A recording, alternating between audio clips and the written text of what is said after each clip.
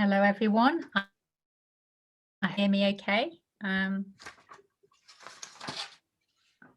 just checking my mute button isn't on. It is.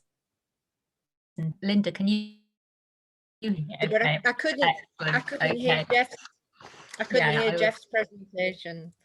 Excellent. Okay. So welcome everybody to this meeting of Wharfedale Naturalists. We have got a great talk lined up this evening. Linda Jenkinson, who's come to talk to us. Linda is a biologist and her speciality, a lot of you will already have heard of her. She runs an organisation called Stop Birding.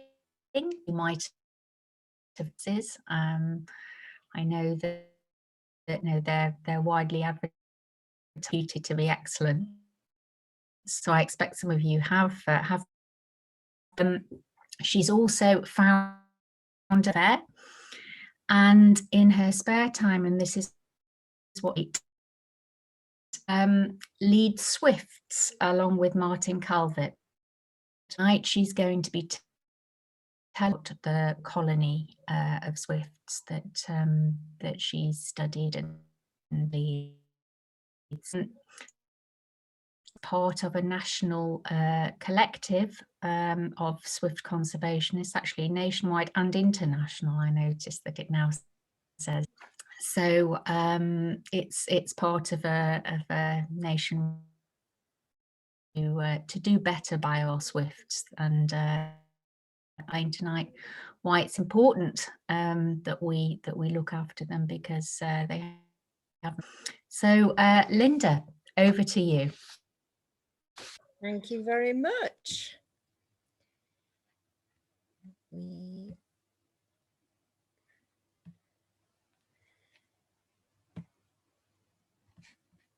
Okay, there we go. Just excuse my slow start. Welcome everybody, and thank you for asking me to give the talk. I'm trying to spread the word about swifts and why they need our help, and this year particularly it's been a very well, when I say this year I mean of course last season 2020. It's been a very, very difficult year for our swifts, and I'm going to tell you all about that too. It's only 12 weeks about before our first swifts are going to arrive. I thought I'd put that one in for you so it would cheer everybody up, because I know we're all depressed. The swifts obviously don't know anything about COVID, so they'll be here all being well on the same day. And this is a picture at St Aidan's, where I normally see the first swifts arriving. And in April, late April, it's normally freezing cold in Britain, and I always wonder why they bothered coming. And because it's cold, the insects are very low over the water, and so we get these fantastic fly paths by the swifts when we're on the paths at St Aidan's, so much so that you can hear them whoosh past your ears, which is a very fantastic feeling when you've been without them for so long. So what amazing facts do I have to tell you about swifts? We have about 80,000 pairs that migrate to us in the UK. Those are the breeding swifts, and then those are supplemented by lots of non-breeding swifts. So there's always a pool of non-breeding swifts flying around us in the UK. They're amazing birds. They eat, drink, preen, sleep, and mate on the wing. And if you learn the little sound that they make when they're mating, you'll even see that happening. So hopefully you'll see that in the coming season. They're faster than any other bird in level flight. In old money, that's 69.3 miles per hour. And they're approaching their nest sites about 40 miles per hour.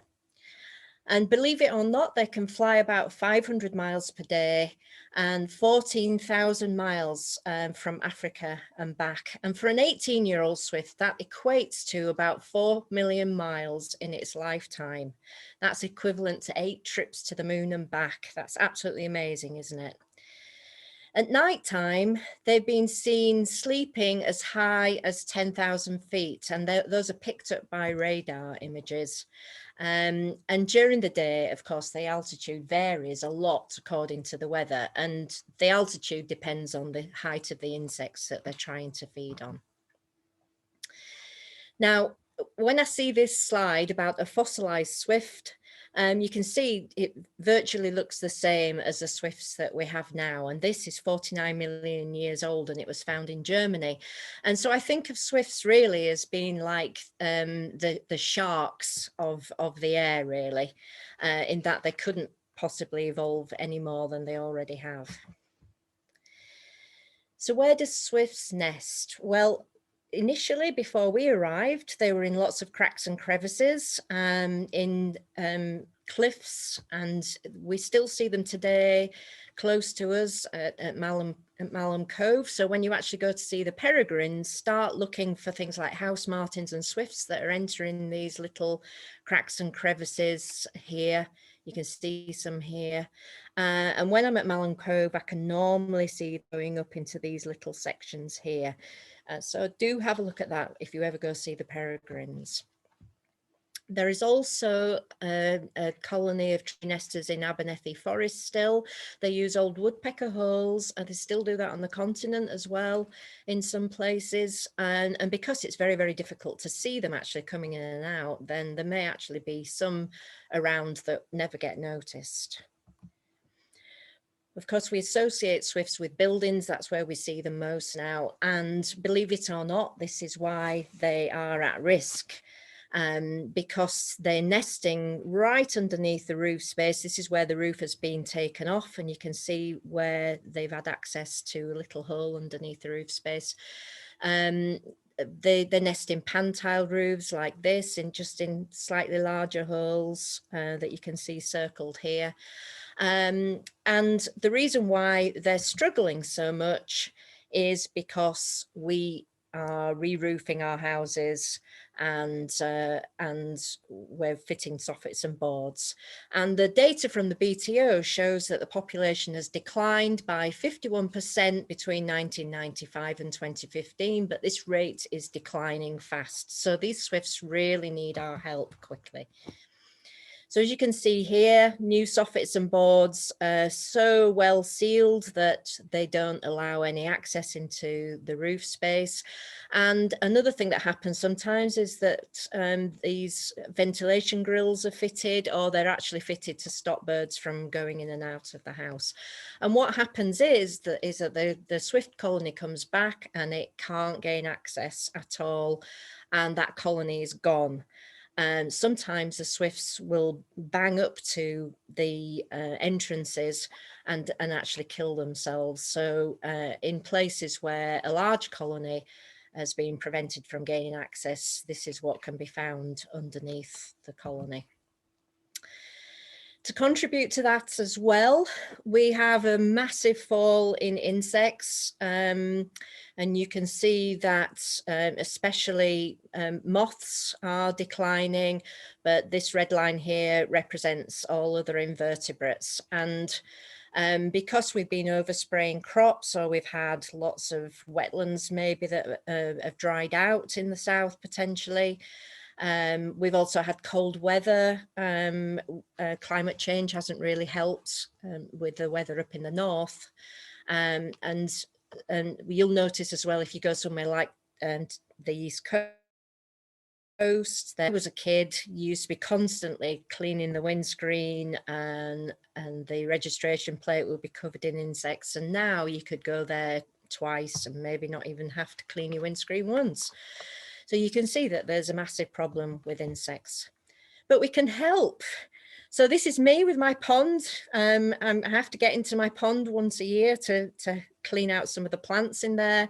But I've certainly seen lots of house martins and swifts hawking above the airspace above my pond. You can help by putting in a water feature in your garden that will attract aquatic insects. Or you might want to build an insect hotel to generate more insect life in your garden. And you can also put up swift boxes. So this is a standard type that we normally use. And there are all kinds of different types that are used across the UK. You can retrofit swift bricks into your house, or if you're building a new extension, you can place these in as you're building. And there are other ways that you can do this as well. So if you're replacing soffits and boards, you can actually put access holes in there and provide homes for swifts. So with a little bit of thought, you can do that and then play some swift attraction calls, which I have on here. And with a little bit of luck, before too long, you'll get some swifts coming to your boxes. So this just shows you some swifts looking for new nesting sites. We call these swifts bangers because it looks like they're trying to get into the holes when in actual fact they're looking to see if there's a vacancy at the hole, and they'll just brush up against them, and if there are swifts in the nest site already, they will come to defend the nest site. But you tend to get this behavior where the swifts are just brushing up against them, and sometimes they make lots of noise while they're doing this, and other times they can do it quite silently. So if you can hear a noise in the background, I know you can hear a blackbird, but if you can hear a swift sound in the background, it's probably the recording. The recording doesn't have to be that loud. As long as you can hear the sound of the swifts when you're a couple of doors away from where you live, then that was actually the bangers making the noise then. As long as you can hear the sound quite close to where you live, then the swifts will be able to pick up that sound as well. So these two boxes here have not been occupied before. All the ones along here are already occupied, but you can see this is the first time that we've ever had the birds coming up to these white boxes at the front. I believe this is on Martin Calvert's house, by the way. I believe that these boxes, he's painted white at the front because it's facing either south or west, so it's a little bit hotter at that part of the house. But all of these boxes here are already been occupied. Okay. So this is what happens when the swifts come into the boxes for the first time. You can see the box is lovely and clean. It's not been occupied before. And you can imagine how strange it must feel for a swift that's been on the wing for up to 3 years potentially, suddenly to stop and come into a box like this. It's like driving all day and then suddenly stopping driving. You know, that sensation that you have yourself when you've been driving, you feel that you're still moving, but try doing that for up to 3 years before you come in for the first time. So it all looks a bit strange. That concave that you can see the bird standing on, that's what we put inside the boxes and where the swifts will build a nest. And it's to stop the eggs from rolling around and give them a better chance. They tend to go straight in and use those. That strange sound that you heard when the bird came in is the sound that they normally make to communicate with each other. And that bird could have been calling to another bird that was behind it potentially as it moved into the box. Okay, so this is the sound of one of the birds calling. Sorry, I'll just move that back. So there we go.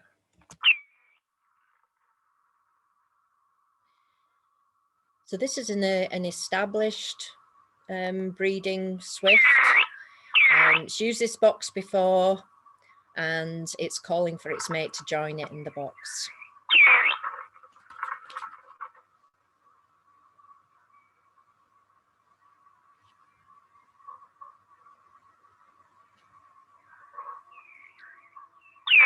And all it can hear is a blackbird, I think, at the other side. Okay.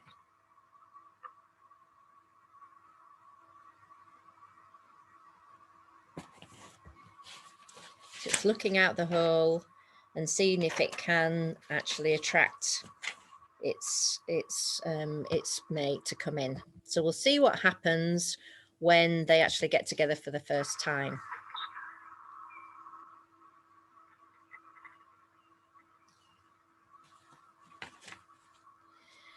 So the first bird has come in, it's sitting on the concave, and here comes the other one.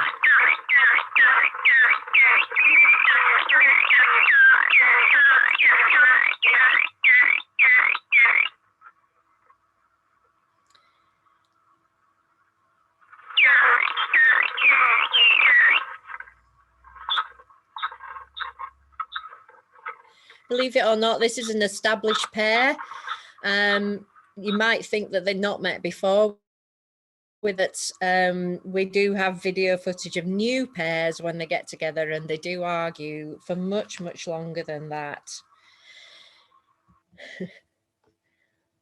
So what I'm going to show you now is what happens when a swift has waited for a little while for its mate to arrive, and it hasn't arrived, and it's taken a new mate.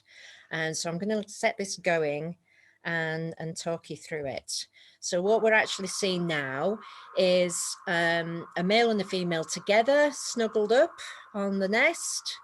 If you can think about that, the swifts actually come quite late. They arrive, the first breeding pairs arrive right at the beginning of May, in the first week of May. And they've got a very short breeding season. They're normally gone by the first week in August, so they can't hang around too long to wait for a mate to arrive. So if the established pair can't get together very, very quickly, they will take another mate. And these two birds are now, they haven't laid eggs yet, but they're paired up, and they've been coming in and out and roosting in there every evening. So you can see how snuggled they are.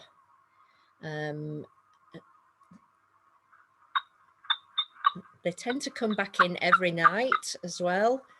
And they're doing a little bit of allopreening now. So this is to re-establish the pair bond. They groom each other's heads. You will have seen other birds doing this during the breeding season. They're just grooming each other, and they do carry quite a few parasites, which we will see later on. But this is a typical scene of two birds, and then look what happens.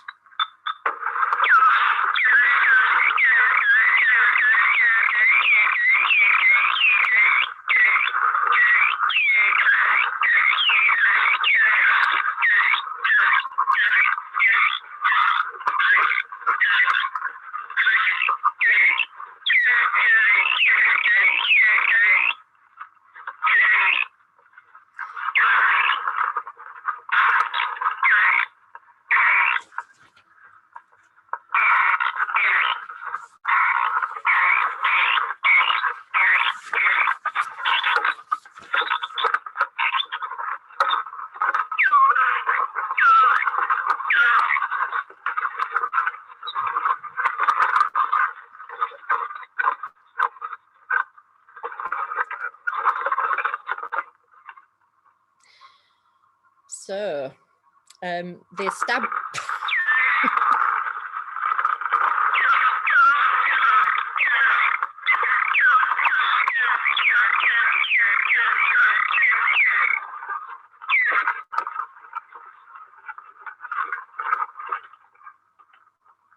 I hope you're all able to see this okay, and there's no delay with the videos. But the established male came back, and he ousted the new male. And of course, it's caused a little bit of a domestic between the established pair. But very, very soon after this, they do settle down together, and all of the new courtship starts again. You can see that she's still very defensive.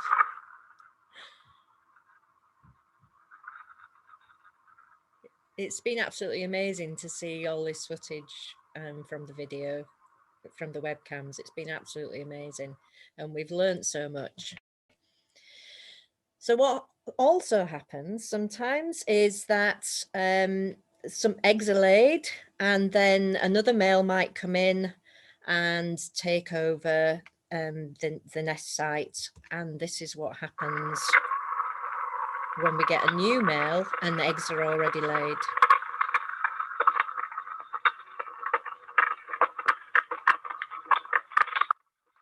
It's called egg dumping. he just takes them to the entrance hole and throws them out.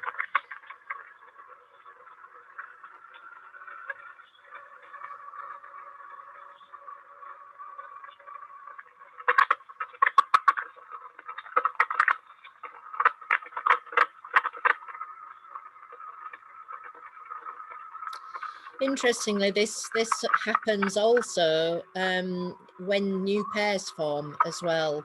Doesn't always have to be when there's been eggs laid by the previous pair. Okay, so what we're seeing now is new chicks have been born, and they're being fed. Eventually you'll see this, they're going to be fed by the parent birds. So it's about 20-21 days before the chicks hatch, and you can see just about see the tiny chicks that are being fed. And it's very, very difficult for these swifts to feed these tiny chicks, because if you think about, they have this bolus of food which is quite dry, and this is what you're seeing her doing now. She's moving that around in a crop so that she can get a tiny bit to put inside the nestling's beak. Quite a difficult thing for her to do. That was quite big, so she's having another go. She's just trying to reform a smaller bolus for each chick. It's quite difficult for them to do. So how do you know whether you've got chicks in your nest site? You might be able to see the swifts coming in and out. How do you know whether you've got some chicks that have been hatched? Well, on the swift on the left is a normal shaped swift. You can see the shape of its face. It's quite pointy, and this little white patch that they have underneath is barely visible as they're moving around. But if you've got chicks in the nest, then your swift's going to come back looking this shape. So the crop is distended, the size of the face completely changes, and it becomes very rounded, and you can see the white bit under the chin is stretched, so it's more prominent. So it's something you can look for this next season. So this is some swifts that are 27 days old, and they're about to be fed. You'll see that there are 3 chicks in the nest. You can tell that they're chicks because all their feathers are lined in white. So they have this white edging on the feathers, and it's very noticeable on their faces as well. But you can see this along here, that it's very, very white. So it gets very, very difficult to be able to tell which chick is which when they're inside the nest. So if you know, if we do need to be able to do that, the cameras, depending on where they are at the back of the nest or close to the cameras, they can look very, very different. So here we go. We're just about to see a feed, and it all gets very, very fraught in there, especially if you've got 3 chicks, because they're all desperately wanting to get the food as soon as the parent bird comes in. So they're having a little preen now, and they start preening from a very, very early age. And you can imagine if they're in a tight space that the feathers will probably get ruffled quite a bit inside these gaps under the roof. They've got a massive amount of space in these nest boxes in comparison to some of the other spaces that they nest in, and it always amazes me how they how they ever manage to produce 3 chicks.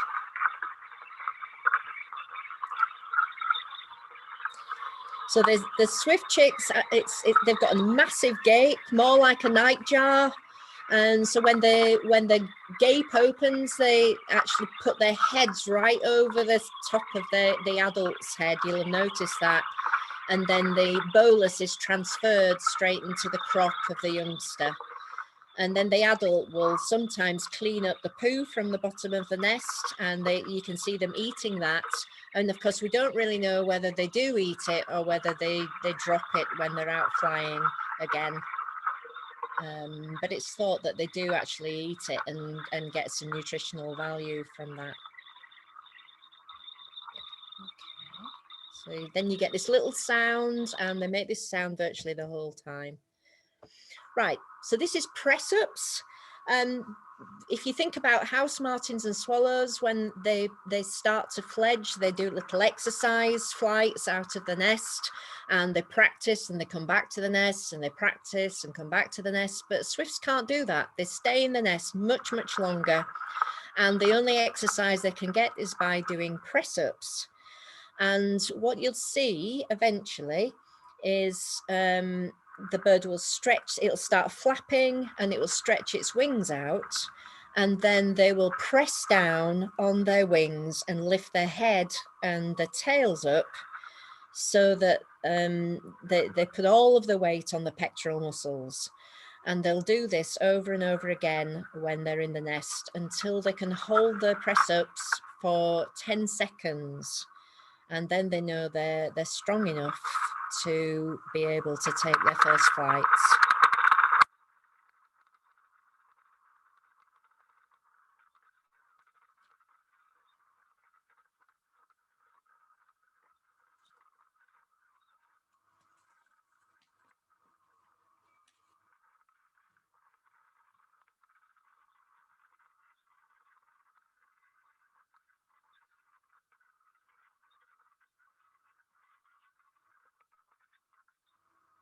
You can see it lifting its tail now, so all of the weight is on its pectoral muscles. All right, so while we've got the breeding colony in action, we also start to get some banging behaviour mid-season as well. And so we get different waves of swifts. The adults start to come in at the beginning of May, and then we get a second wave of swifts, 2-year and 3-year birds that come from between the 10th of May and the 10th to the 15th of June. So at any time really, we can get these bangers that come back. If you remember, those are the ones that are trying to look for nest sites for the following season, and you'll see them sort of touching the nest sites and the boxes like this. And you also get a third wave of these bangers as well, which we think are 1-year-olds, which come around the 12th to the 14th of June. But this banging behaviour means we sometimes get some casualties, because there are lots of telephone wires going across to houses, or they could maybe swoop downwards and hit things like fences or cars, anything like that. And this swift that you can see in the photograph has hurt its shoulder, and its shoulder here is drooped a lot lower. And this happens quite a lot, and some of them end up being looked after by rehabbers.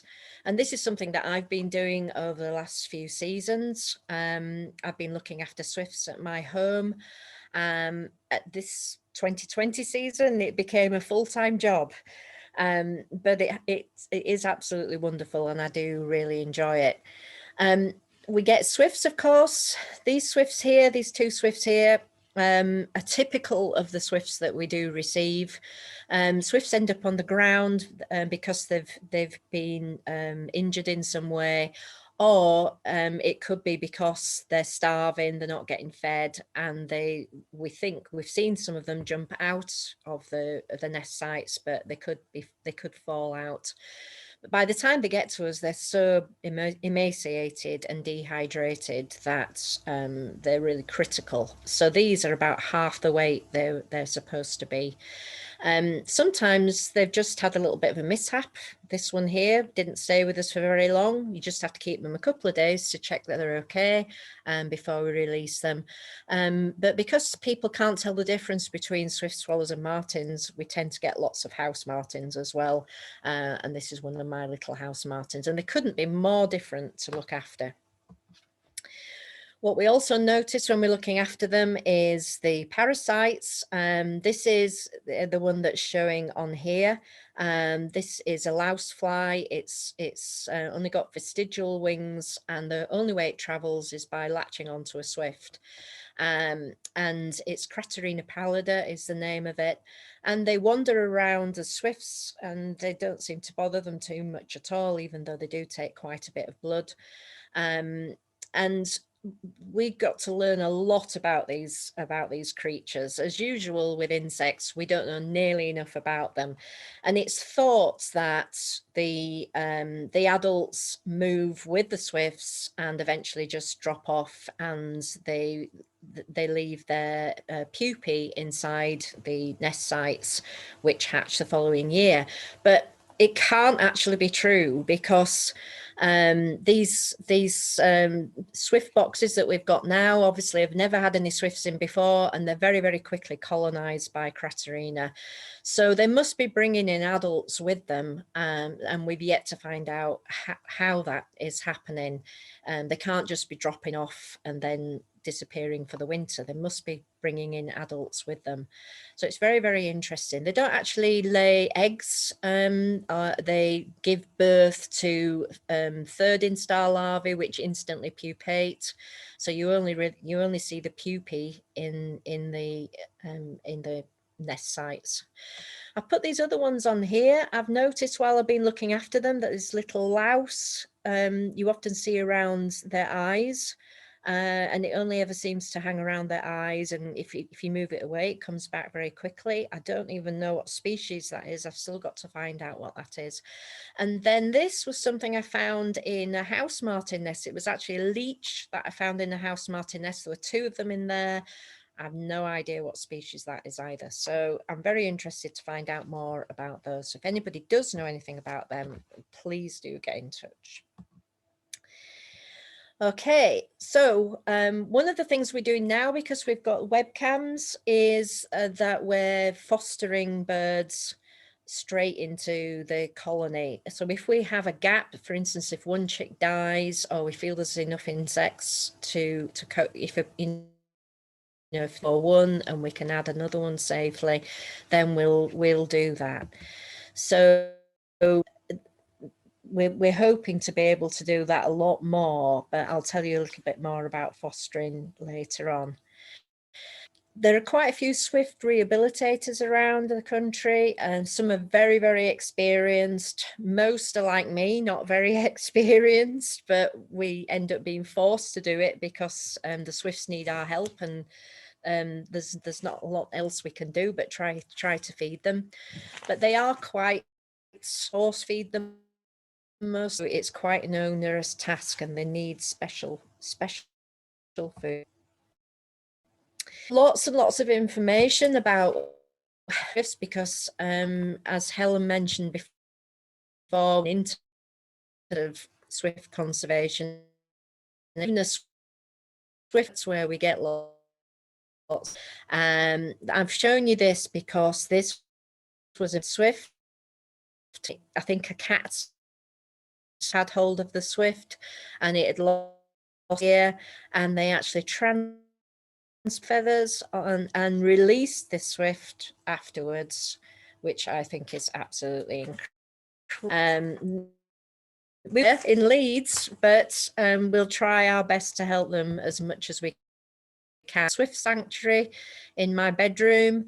People always say, well, what do you feed your swifts on? Crickets, which we snap the legs off, and wax moth larvae, bee drone larvae. Spend ages taking bee drones out of the combs, and vitamins and minerals. And these are my swifts, and we have to, of course, weigh them all the time to check sure they're gaining enough weight. And I feel like I spent most of my life in this room. I was rehabbing swifts, house martins, with the odd woodpecker thrown in, from May to October in 2020. And these are some of my little babies. This gorgeous one here, which is just about to fledge, this one. Got another couple here which were absolutely beautiful, real couple of characters. And as I mentioned, I get house martins, and even at 10 days old, you can see that this has got a little white rump, which I thought was really cute. This is begging for food. They couldn't be more different. The house martins are so easy to look after. They need the same sort of food, but they will just gape and you stick something in there. With the swifts, they usually don't, and you have to very, very carefully open their beaks and put food in. And imagine doing that every 45 minutes to an hour, which is when the adults would come in to feed them for the whole of the time that you have them. So how do we know what weights they need to be? We have nice little charts like this to help us, and we have series of photographs which show us what the development is likely to be at different ages. But you'll notice that the weight goes up to about 52 grams here at 25 days old. Do you remember those that I told you that were emaciated in those other photographs? Those were 25 days old according to the development of their feathers, but they're only about 25 grams, which shows you how bad they are when they get to us sometimes. They will then lose weight, and when they fledge at 42 days, then they should be about 43 grams. It's quite difficult to get them to these weights because they tend to want to go, and when they want to go, they stop eating, and it's quite difficult to keep this weight up. So it's a little bit of a battle, and it's always very nerve-wracking trying to get them to this stage where they're exactly the right stage to go and fit enough to go. So this is one of the swifts at Martin's Colony at Gledhow. It's watching all of the adults and deciding when it's going to make its maiden flight. So 42 days, if you think about a house martin will leave about 22 days, but it will just hang around the nest for a while and it'll stay in the colony and they all go together. 42 days is a very long time, but if you remember, they don't get a chance to exercise, so this is the only way that they're going to be able to fly straight to Africa. So 2020 was a very, very strange year for us. We noticed that the swifts were brood managing, so that means they were only feeding one chick instead of 2 or 3. And the result of that was that this chick, we took this chick out of the box at Gledhow. We would normally assess its size and age by the photographs that we've got, and this was telling me that this chick was 6 days old, but because we had the webcams, we knew it was 19 days old. And that was amazing, and it has actually affected my confidence about aging the chicks that come to us. So I'm going to show you this now. These are remember the press ups? These are some of my chicks that have come to me that have got to the right age. And look, he's got his tail up and his head up, and he's got all his weight on his pectoral muscles. So they still exhibit the same behavior, whether they're in your kitchen or whether they're in the nest site.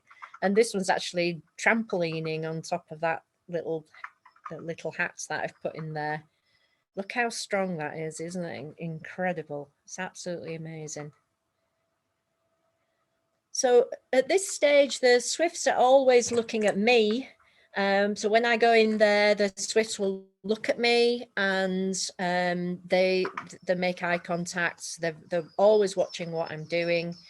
And that's generally, you know, what they're like. So these are communicating with each other all of the time, and they're just behaving the same as they would if they were in a normal nest site.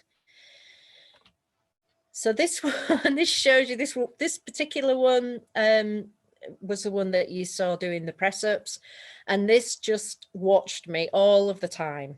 So I'm feeding another chick, but I just left the top off because I normally do just put them together as well and let them have a little bit of time together.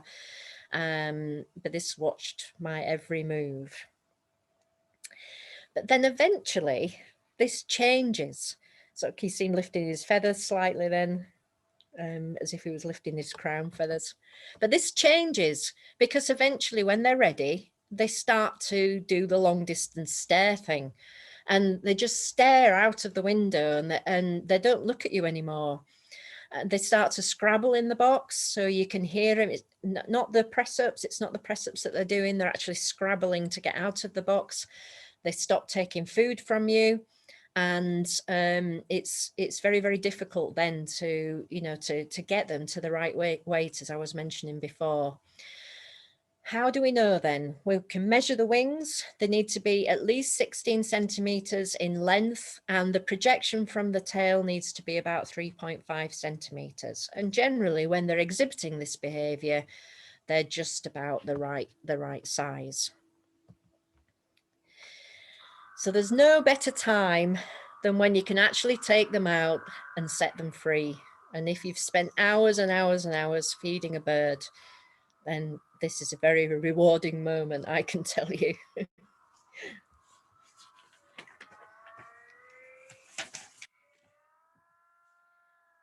That's me in slow motion cheering, I think.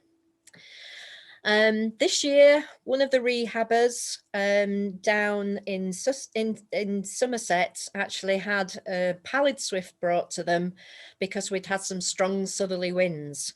So imagine being able to hand rear a pallid swift. It was actually okay. It had a bit of dehydration, I think because of the cold weather and because it had been trying to negotiate some strong southerly winds. Its weight had dropped quite badly, but it was taken into a wildlife rescue centre. They looked after it for a couple of weeks, and then it was released in Rye Harbour in East Sussex. So some of these birds that we do pick up, we travel with them to give them a better chance, and that happened with me this year because I'd still got house martins right up until October, and the colonies around where I live had all departed because the weather was so dreadful. So in the end, thankfully we didn't have any restrictions to prevent this from happening. In the end, I took them down to North Norfolk and released them at Snettisham, and hopefully I gave them those extra air miles and they were okay.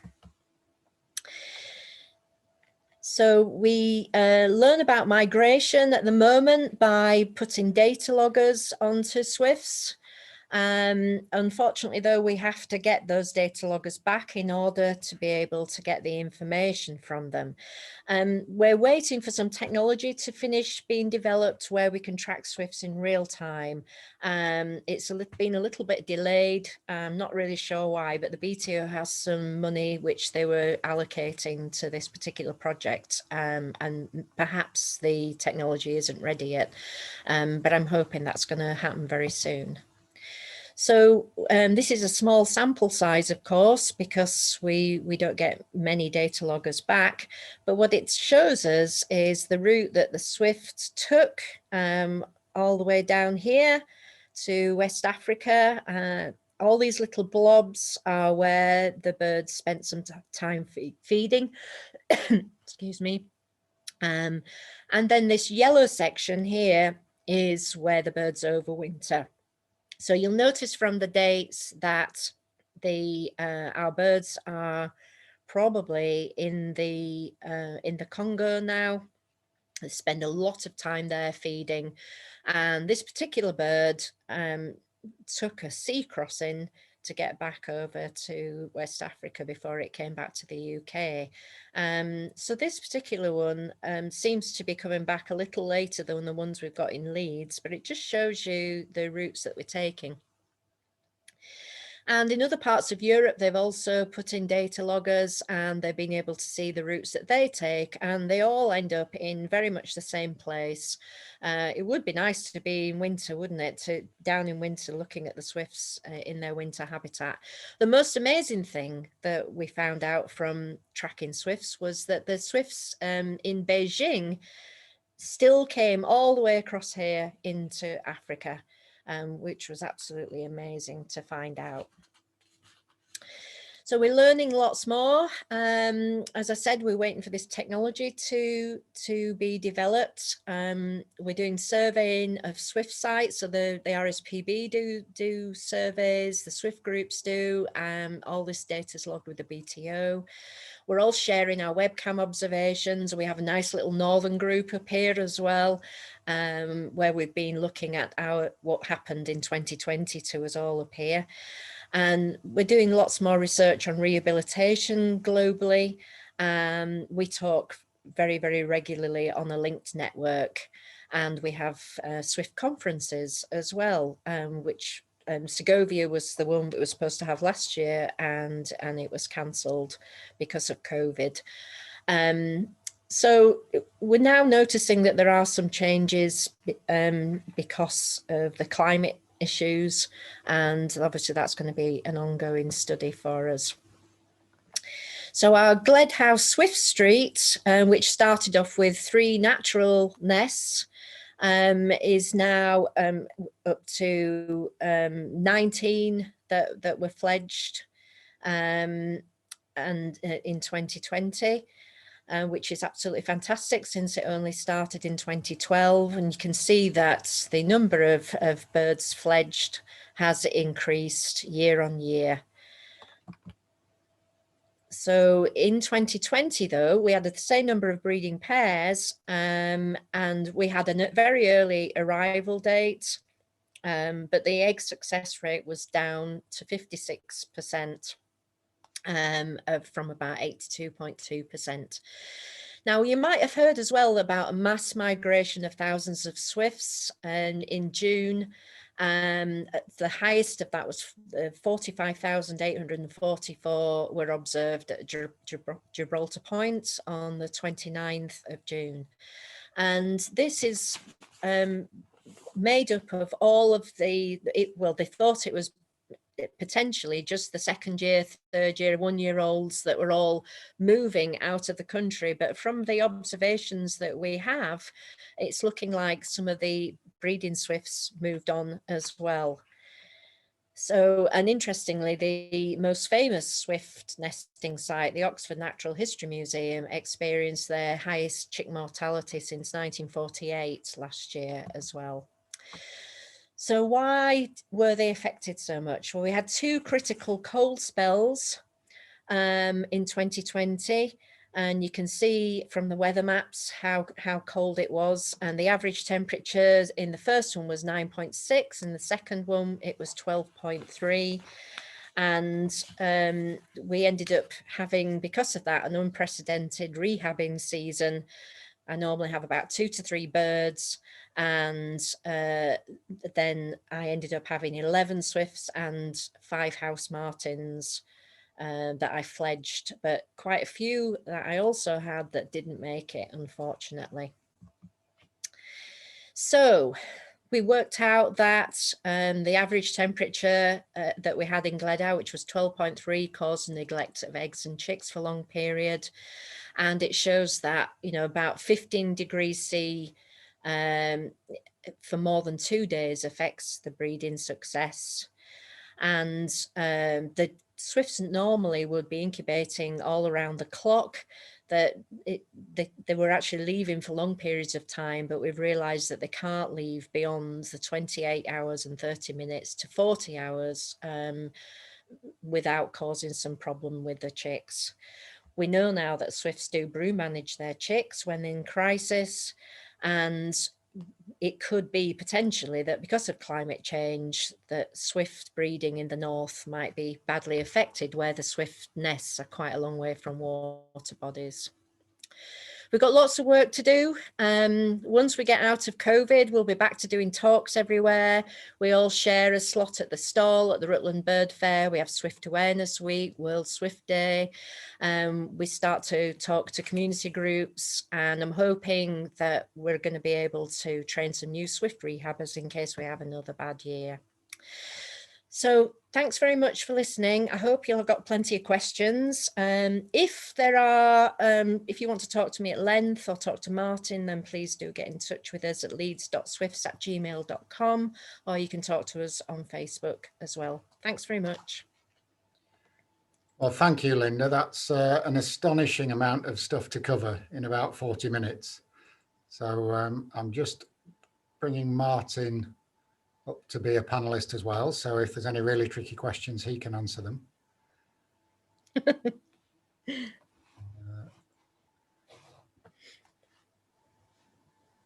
So just getting that. So yes, quite a few questions, and if people have any more, please type them into the Q&A or the chat if you wish to. But there are a few questions come in about nesting, really, and you mentioned towards the end there as well about proximity to water.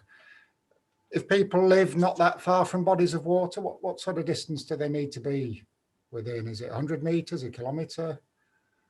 No, honestly, they find moving to a close water body doesn't really matter normally. They'll normally find enough insects, or they'll be able to hunt for insects above stands of trees. And flying 50 miles is nothing to a swift. So it's not really an issue to be near to water. It's just that when there are some challenging weather conditions, obviously that long flight to try and get to water makes a massive difference. I see. Thank you. And one question that's just popped in, very well timed. Do bats and swifts compete for nest sites? Well, the bats tend to be they can squash into much smaller areas generally. So I don't think they're competing for nest sites. We generally have more competition from starlings and sparrows. But I don't think that there's a massive competition between, and Martin might be able to tell me something different, but I don't think there's a big difference because you do get pipistrelle bats especially going into very, very tiny cracks and crevices, don't you? I'll definitely vouch for the competition with sparrows. We put swift boxes up last year and they're full of tree sparrows now, which is good for the tree sparrows, but frustrating because I want swifts in them. But anyway. Yeah. In siting the nest boxes, do they need to be tied up under the eaves? What's the sort of guidance for people about where to put them? Yeah, put them under the eaves, as close to the eaves as possible, because that's naturally what they would do. They would swoop up and go underneath. However, there are people who have got their boxes in other places and they have managed to attract them. So if you've got the speaker in the boxes with playing the calls, then they can be attracted to other sites. They've come to boxes that that are placed quite high up in the roofs, on the apex of a roof, but not necessarily underneath the eaves themselves. Okay, thank you. And I think the last one on the nest boxes bit, do the boxes need to be cleaned out? I mean, they look fairly clean in the video that you had. Generally, they don't have to be cleaned out, because if you think about the crevices in the roof, then they would never be cleaned out. Some people take the pupae of the craterina out, and other people don't bother. Martin tends to just check the boxes on his colony to check whether there are any dead chicks in there, for ones that he hasn't got the cameras in. And if some swifts are extremely messy, others are very, very clean, and they'll clean up as they go along. They're quite individualistic in that way. Some of the swift conservationists that have got boxes do clean them out, but honestly, I don't think it matters. Okay. And then I just said the last question about boxes. We will move on to others, but do they need to face any particular direction? Yeah, it's a good question. We normally say boxes that have to face north to east, don't we? But with swift boxes, because they are placed under the eaves, they're pretty much okay facing any direction. And the ones that Martin had on the other side of his house, they were painted white. You can get boxes that are painted white on the top and they will reflect heat. So I think virtually every aspect has been covered in all of the swift groups that we've got, and they've managed to rear chicks successfully in them. Thank you. I think this one, it'd be good just to reassure people. There's a comment here, somebody put up Swift boxes 2 years ago and have played the music both seasons, but no success. What's the sort of range of time it takes to establish a new colony? Some people have had them in the first year. Some people have had the boxes up 10 years and never had any. Like you, Linda, yeah? Sorry? Like me? You could say your experience, yeah. Well, I've had them and then they've gone. So that's another thing that can happen. But I think that I'm on the flight path where I live, and I think that might have had something to do with it potentially. But yeah, some people have the boxes up in the calls for a long time, but we can always go and look, can't we, and see if there's anything that can be improved. Certainly. And in relation to that, playing the calls, where can people get the CD of the Swift calls to play? Well, you can get the CD from the swiftconservation.org site or Action for Swift site. But if you get the Swift call box, it comes with an MP3 player that's already with it. So if you're getting the whole kit, then that all comes complete. Yeah, I'd certainly recommend that. I can't remember where we got ours, but I think it was Swift Conservation, as you said, and great fun rigging that up and playing the calls last year. And we normally do get helpful this year. Yeah, we normally do get some as well for people around Leeds. So turning far away from that and thinking about their habitat over our winter, would they tend to be in grassland, deserts, forests?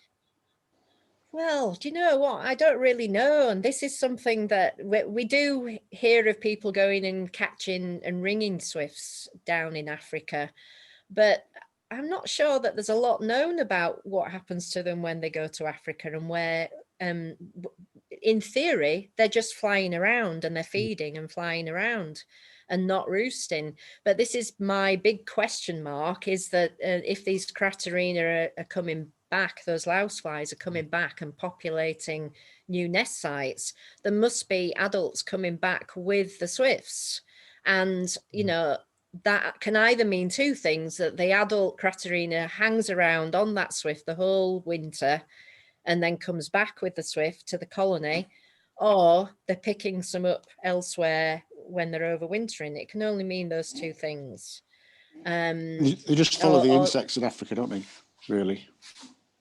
Sorry, we're talking about where they are in Africa. They just follow the insects around. So they're spotted in certain parts of Africa at certain times of year when there's big hatches of insects. That's it, but they're not, you know, in terms of the Craterina. Oh no. Where are they picking them up? You know, so that we'll never, until we can track them live. We won't really know the answer to that. But presumably, if they're coming together, you know, when they're doing their mating, then obviously one can be transferred. But it's just a tiny amount of time, is that? Yeah. So I'm very interested to find that out. Well, there's more and more being discovered, as you've shown with all your amazing videos, and then when the trackers come on, that will help. One that's a bit more of a kind of a dim sounding question, but it's been asked, and I was wondering as well. So the parasites that land on them are insects, on an insect-eating bird. How come the swifts just don't eat each other's parasites when they're in the box? Yeah, well, we've seen them preening on the webcams, and if they get a Craterina in their beak, they just spit it out. So they don't seem to want to have anything to do with it. They don't eat it. So they're an aerial insect eater, or a swift, aren't they? And they're eating swifts eating insects as they're flying along. But we have seen them on Martin's webcams. We've seen them actually get a Craterina in their beak and then just discard it. Interesting. So is it quite a broad range of insects? Just anything they find on the wing, you would expect them to eat? I've seen people have a lot of different types of massive diversity. So the bolus has been taken apart, and many different species of insects have been seen inside there. Different, mainly small insects, and so swifts are flying higher and catching not just insects but spiders as well, and catching the ones. When you see these big plumes of insects coming up from trees, then they'll be hawking those and getting the smallest ones that are the highest. Thank you. And a couple of questions relating to them sleeping on the wing. How do they sleep exactly and continue flying while they're asleep?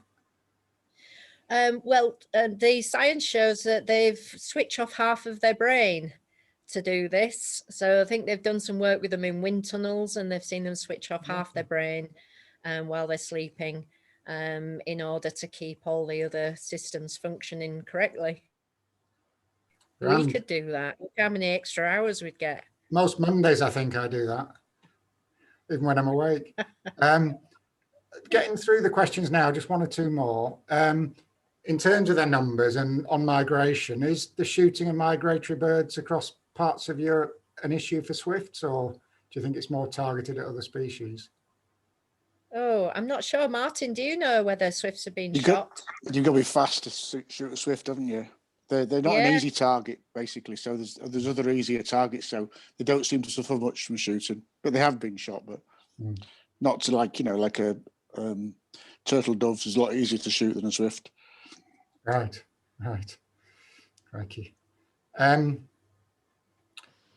think you mentioned about them using buildings really as a sort of a surrogate for cliffs and coves. As we block up more and more, sadly, of the house options, is a sign that they're going back to using cliffs more, or is it just a limitation on I don't think and so on? There's not so much around.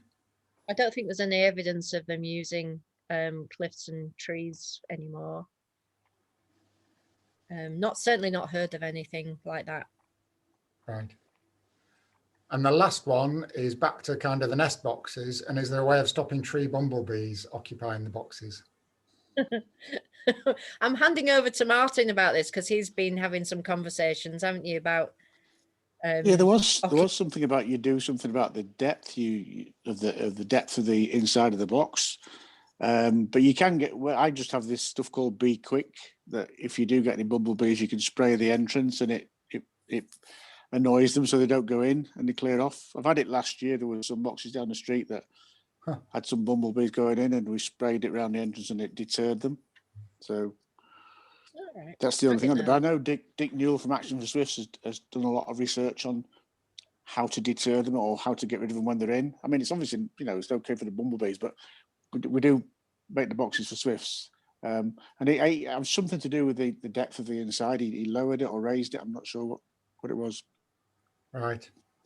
Well, I think we're pretty much out of time, but you have kindly put your contact details up there of leeds.swifts@gmail.com, Linda, and said that you or Martin will be happy to answer emails from people. So we got through most. Apologies to people if there's one or two that I've missed. So before I hand back to Helen to do a roundup, I would just like to thank Helen herself and Jenny and everybody else that's involved with putting this series of talks together. So thank you, Linda, with assistance from Martin at the end there, and I'll hand back to Helen to wrap up. Thank you. Thank you, Jeff.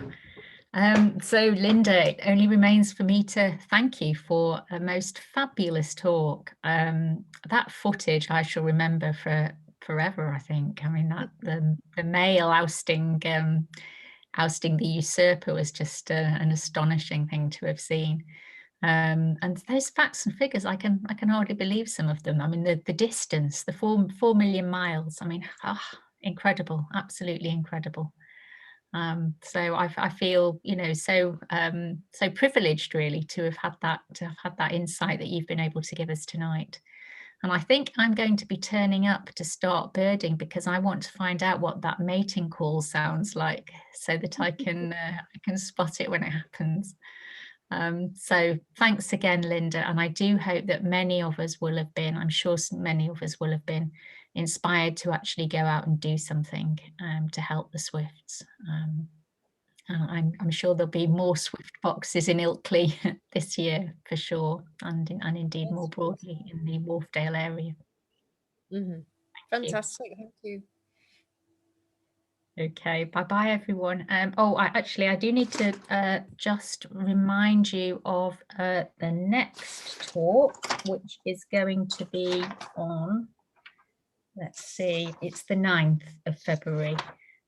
So everybody, please do come back for that. We're going to have a talk. I think it's from the BTO. Jeff, is that right? Are you still there, Jeff?